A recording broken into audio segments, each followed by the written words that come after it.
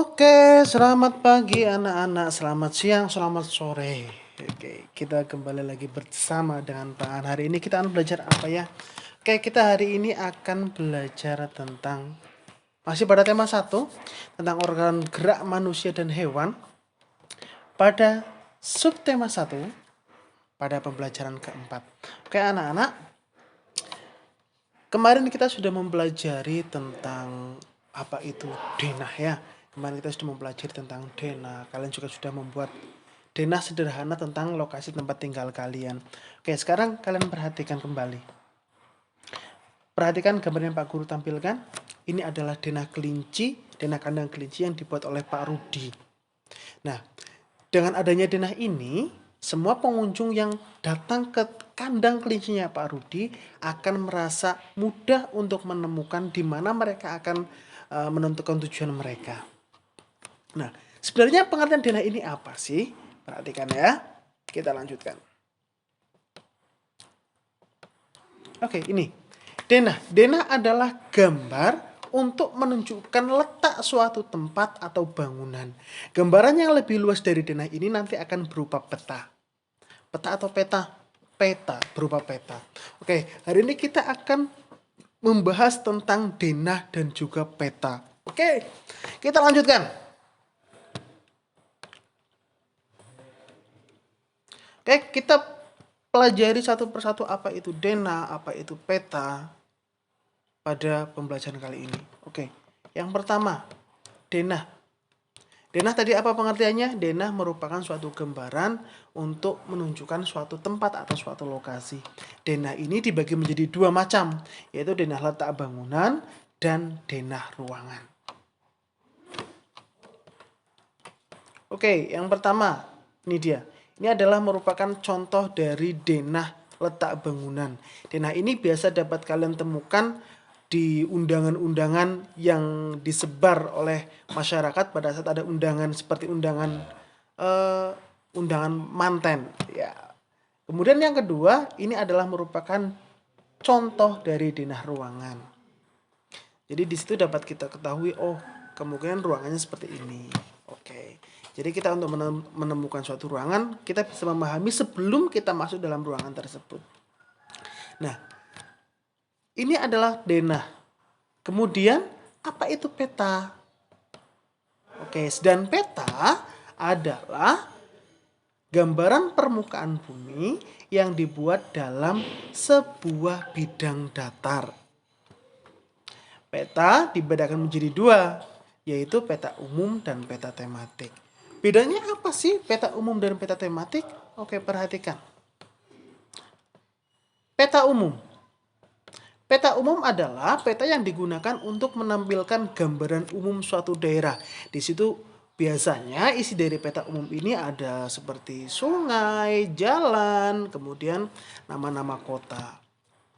Nah, ini peta umum ini yang biasa kalian lihat seperti peta Indonesia, peta Pulau Jawa, dan sebagainya. Contohnya ini nih. Nah, ini adalah peta, contoh dari peta umum. Oke, bisa dipahami? Jenis peta yang kedua adalah peta tematik. Peta tematik ini adalah peta yang digunakan untuk menampilkan gambaran khusus dari suatu daerah. Contoh, peta pariwisata dan peta persebaran barang tambang. Apanya itu? Tidak, masih banyak sekali. Ada peta persebaran flora dan fauna. Intinya di situ menceritakan atau menampilkan gambaran khusus. Apa itu yang dikhususkan? Entah itu barang tambangnya, entah itu industrinya, itu boleh. Peta industri juga bisa merupakan menjadi salah satu dari bagian dari peta tematik. Contohnya, contoh dari peta tematik ini. Perhatikan. Nah, ini adalah contoh peta tematik dari Semarang, kota Semarang yang menampilkan tempat-tempat wisata yang ada di Semarang. Itu adalah contoh peta tematik. Oke? Setelah ini kita akan mempelajari tentang bagaimana sih keadaan geografis di pulau-pulau besar yang ada di Indonesia. Masih ingatkah kalian tentang keadaan geografis? Oke, kita lanjutkan. Oke anak-anak, kita lanjut pembahasan kita. Tadi kita sudah akan membahas kembali tentang bagaimana sih keadaan geografis dari pulau-pulau besar yang ada di Indonesia. Contoh, kita akan membahas tentang Pulau Jawa. Nah, ini adalah peta Pulau Jawa. Pulau Jawa ini merupakan salah satu dari 5 pulau terbesar yang ada di Indonesia. Nanti kalian pada pekerjaan kalian hari ini, kalian akan mengidentifikasi bagaimana sih keadaan geografis dari 5 pulau besar yang ada di Indonesia. Sekarang Pak Guru contohkan di Pulau Jawa. Oke, perhatikan. Di Pulau Jawa itu keadaan geografisnya, contoh di sini ada laut. Lautannya apa ya? Oh, ternyata ada Laut Jawa. Kemudian di sini juga ada samudra. Apa sih bedanya laut dengan samudra? Kalau samudra itu lautan yang sangat luas, sedangkan kalau lautan itu biasanya karena tersekat oleh pulau-pulau. Selain ada Laut Jawa, di sini ada Samudra Hindia. Kemudian bagaimana keadaan gunungnya? Gunungnya sangat banyak. Ada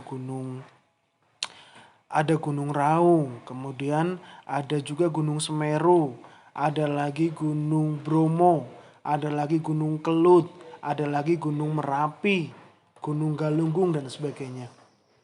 Nanti kalian tuliskan, oke? Kemudian apalagi kan geografis yang ada di Pulau Jawa ini?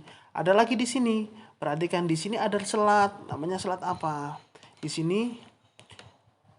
Nah, ini selat. Selat itu apa sih? Selat itu adalah lautan kecil yang memisahkan 2 pulau. Bali. Di sini yang memisahkan Pulau Jawa dengan Pulau Bali. Nah, itu adalah sedikit tentang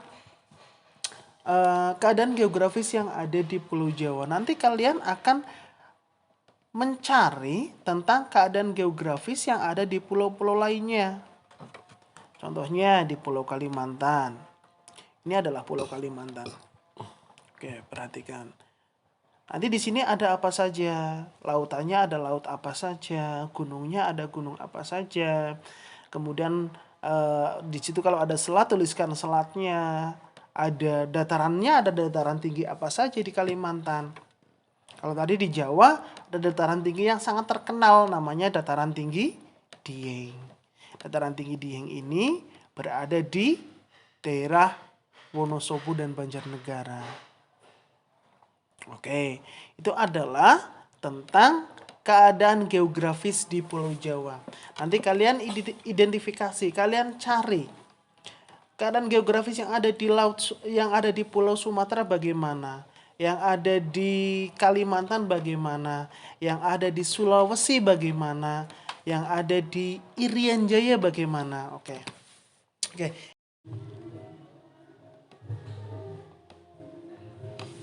Oke, anak-anak, agar lebih paham tentang tugas kalian terkait tentang keadaan geografis yang ada di pulau-pulau besar di Indonesia, kalian simak tugas kalian pada buku teks kalian pada halaman 33, 34.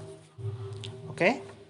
Oke, ini adalah tugas kalian terkait tentang keadaan atau kondisi geografis yang ada di pulau-pulau besar di Indonesia. Jadi yang pertama kalian tentukan luasnya, batasnya yaitu laut dan daratannya.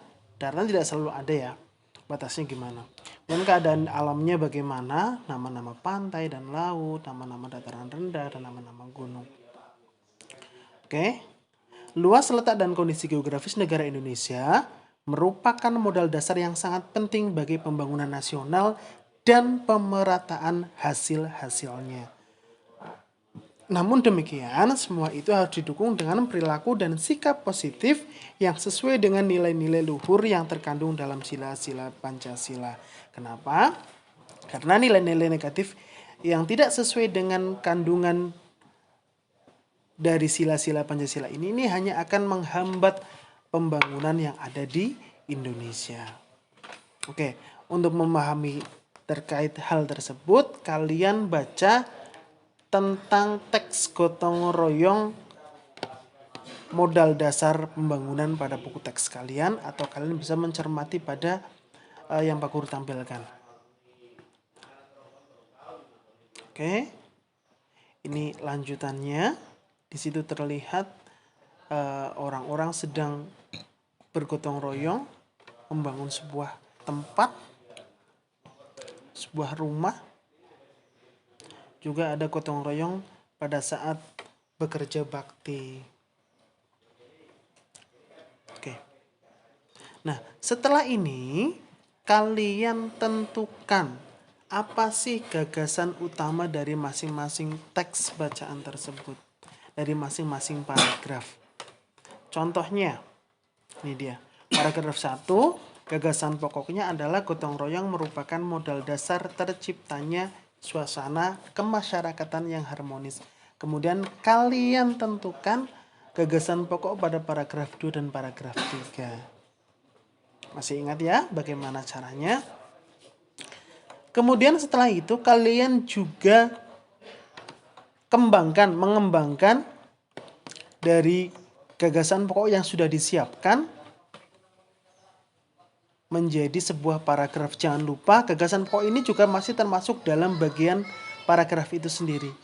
Oke? Oke, untuk pembelajaran kali ini Pak Guru cukupkan.